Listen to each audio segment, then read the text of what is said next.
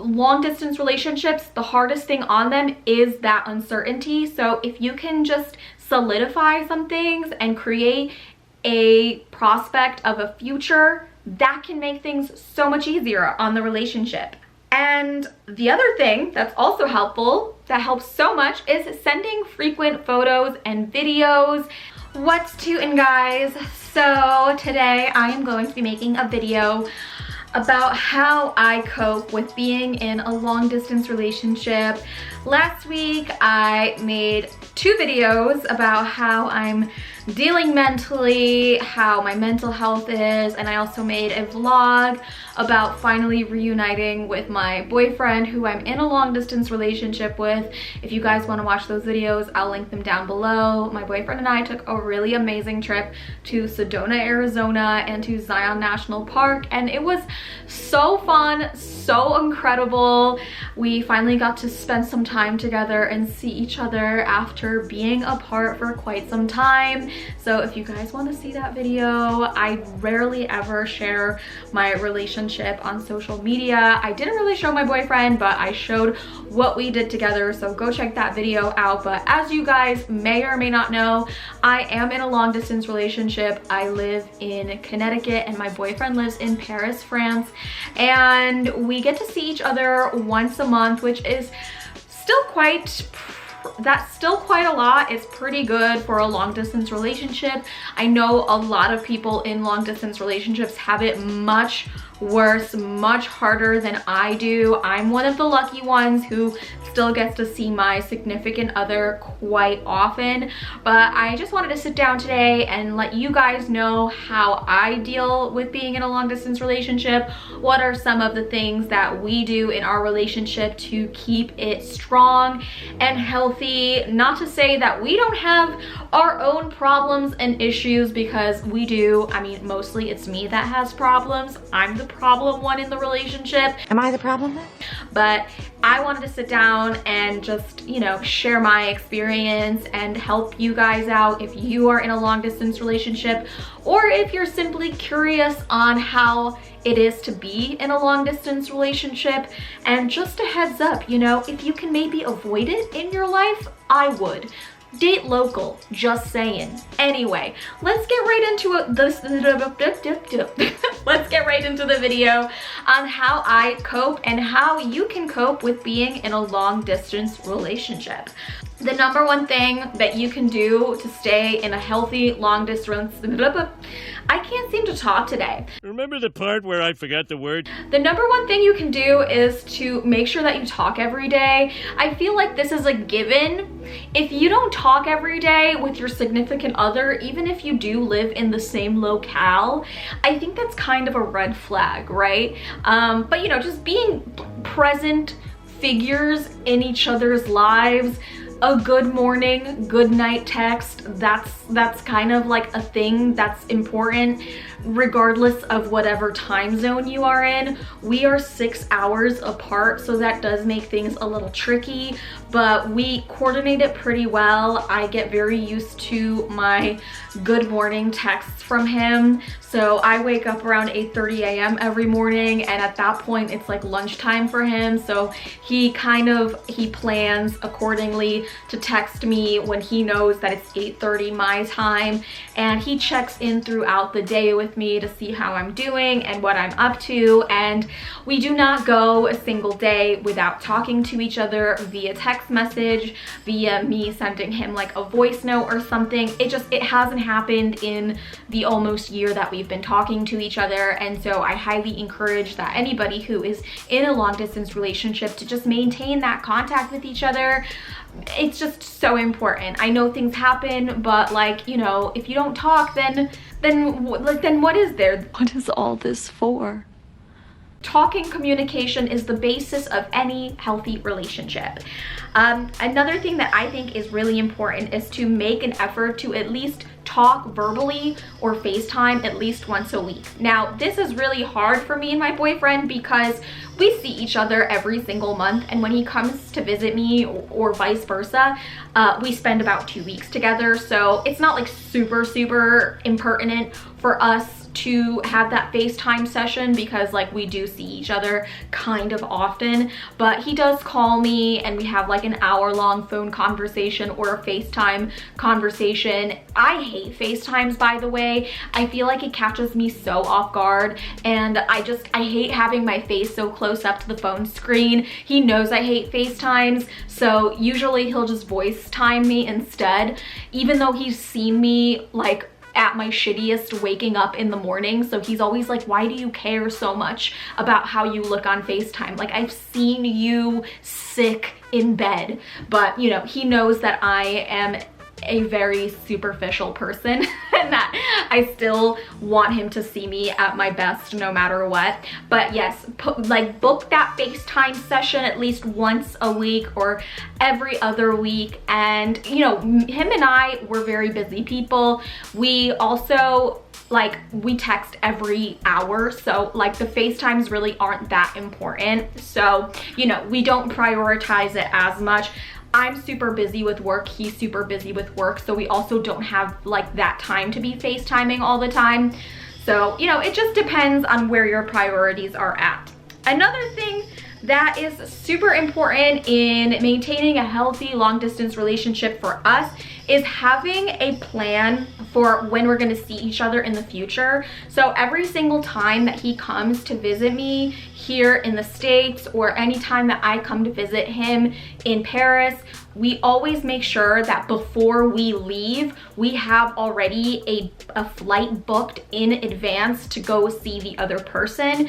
It's just peace of mind knowing that no matter what, we have a date set in the future of when we'll see each other again. There's never that like open-ended, wondering feeling of like, when will I see you again? Goodbye! But when will I see you again? And that can really cause anxiety and unsureness in a long distance relationship. So I find that to be super important.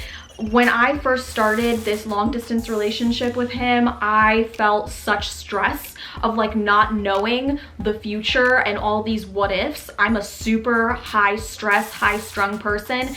I never wanted a long distance relationship. I actually, before I even started this relationship, I had a clear like thing in my head that was like a clear rule: no long distance relationships. And somehow I ended up in one, and that was one of the reasons why I didn't want a long distance relationships, was like I didn't want the unsureness. So that was one of the rules, like no matter what, before we leave, there needs to be a plane ticket booked for a set date in the future, and we stuck to that rule. Every single trip we have a flight booked. So that's another rule. I find it to be helpful. You know, I know it's not a possibility for everybody. I know financial things also come into play. I don't know how possible it is for people, but I know it's something that's helped us a lot. And another thing that helps a lot is having an end game. So if you can sit down with your partner that you're in a long distance relationship with and have like an end goal, like, hey, you know, hopefully by the end of the year, one of us can move to the other person's country. So him and I do have an end game. We are working towards a common goal for the other person to move to the other person's place. So that is another thing that really helps. We're not just like two floating orbs just like winging it, you know? So that's another thing that's really helpful. Long distance relationships, the hardest thing on them is that uncertainty. So if you can just solidify some things and create a prospect of a future, that can make things so much easier on the relationship. And the other thing that's also helpful, that helps so much, is sending frequent photos and videos. That can also help with like sexy time. I know that lack of sex, it can be really hard on a long distance relationship. So I know that me and my mans, we have lots of private moments via sending sexy pictures. So that can be very helpful. I can't believe I shared that. Oh my God. How scandalous.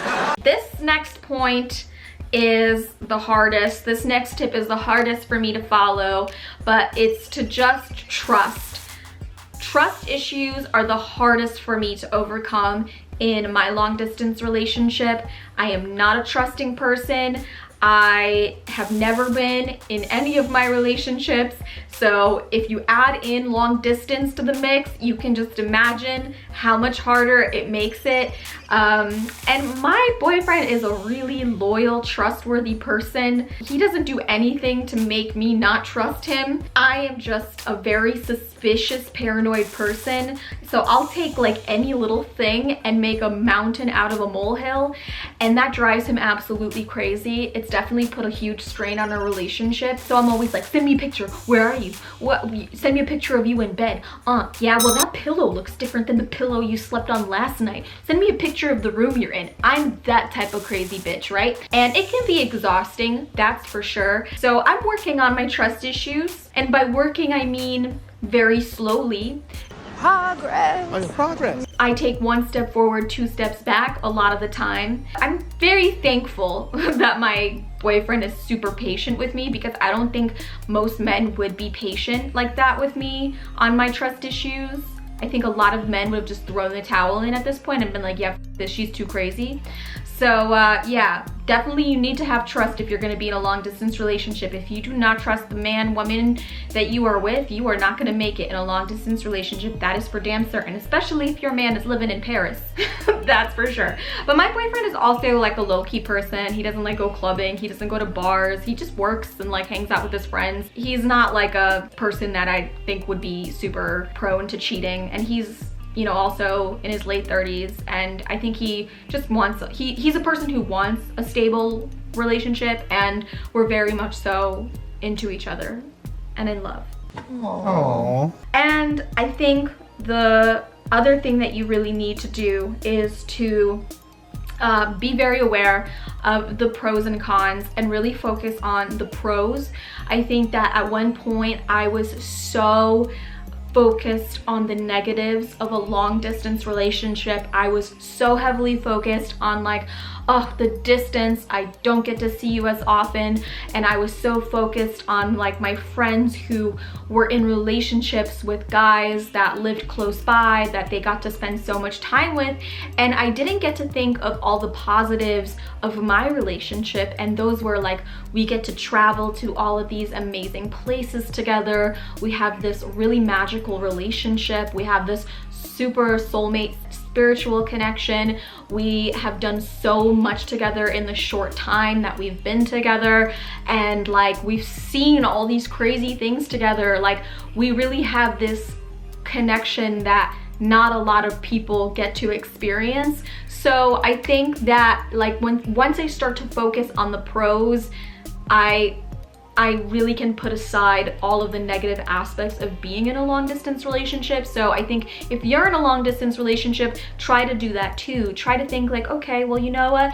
Your girlfriends, they might be at home with their hubbies cooking dinner, but like you get to travel and do really exciting things and have this like magical whirlwind experience with your partner. Another thing to also do is, you know, when you are together, try to make the most of the time together. Don't focus on the time apart. Focus the most you can on the time together. It's really, really important to be an optimistic person when you are in a long distance relationship and not be a pessimist. Because if you are a pessimist only focusing on the glass being half empty, it is not gonna work out, person. It is not gonna work out, okay?